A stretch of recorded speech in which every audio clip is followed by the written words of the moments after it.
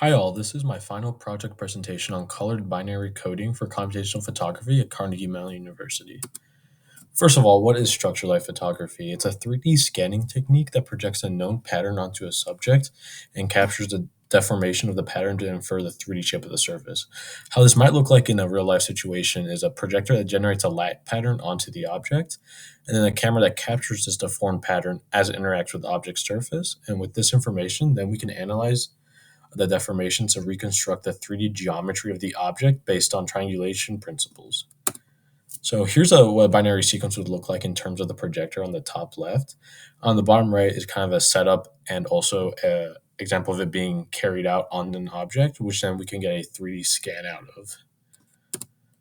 So the issue with this is that I attempted to do this with a bucket hat that I owned, and I used some 3D reconstruction software in the Build Your Own 3D scanner. And what I discovered was the gloss wall behind the object caused some inaccurate depth due to reflection, as well as the low quality projector I had displayed caustics onto the wall, but also had washed out colors, which was not important for the binary encoding of this part. So I was trying to look at how could I improve on this. There's two main things you could do. You could use a different encoding pattern, something called gray codes, which is time multiplexing, the same as the binary code used earlier. We can also do De Broglie patterns, which are called spatial codifications. And the good thing about this is it only takes one image. On the right is an example of the De Broglie pattern. So here's some pros and cons. So with time multiplexing, we get some high accuracy. It's easy to implement. We can't do moving objects, and it requires a large number of patterns. With De Broglie patterns on the spatial codification, it measures moving objects, and we can also it does require a unique pattern. Issue is it would do lower resolution and a more complex decoding stage. So the issue with this was that as I figured out, my projector just did not have very good color, and so I was trying to figure out how's a way we can improve on time multiplexing instead of spatial codification. So my idea was to do colored binary sequences. So binary coding is a well-researched application of structured light. By changing white to a different color, it might play better with low-quality equipment. And by combining multiple different binary codings with different colors, we could better improve on this. A note is the same idea would correspond to gray codes and not is not just unique to binary sequences.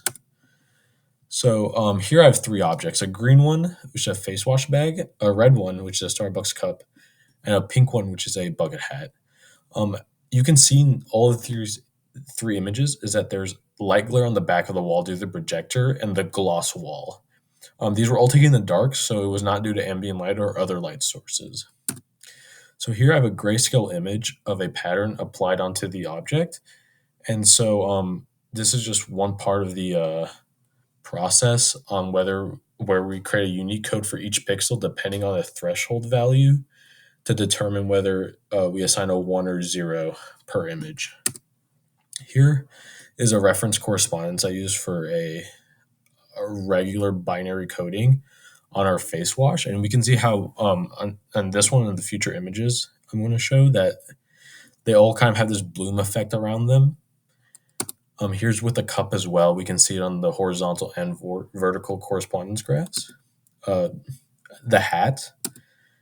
And so to test this out, what we did was I set up a camera and projector and decided to display red, blue, and green to replace white on these sequences. So on the right, you can see a blue sequence on an object. And here are some results of this testing I got. So basically, it's hard to distinguish the hat in this one when we do blue. And we kind of get these noise artifacts as well. Same thing with the green. I think the green creates a lot of noise and artifacts, especially on the vertical aspect. The red also kind of creates noise, but we can see we kind of get this better detection around the edges of the hat, especially on the vertical. But when we average them together, we kind of do have a good distinction of the hat, I think, especially in the vertical component. We can also see kind of it reduces a lot of the noise around the hat. Here's a cup, the Starbucks cup. Kind of see in the horizontal a lot of noise, especially on our tablecloth. And the vertical as well, we do see a lot of noise on the tablecloth as well. The green one produces a lot of noise and bloom, especially in the vertical correspondence graph. When we look at the red one as well, kind of since I'm assuming it's red, we get issues where the vertical one kind of disappears. We only kind of see very small edges of the cup. But when we average them together, we can see we get a pretty good average vertical result. And the horizontal still has some kind of noise effects to it, but they're reduced due to averaging with the red, green, blue, and regular binary coding. Here's the face wash as well. Here we have blue, kind of the same issue we're dealing with. Green, a lot of noise. Red, a lot of noise as well. A lot of artifacting as well on the vertical. When we average them together, we can kind of see a very good depth map.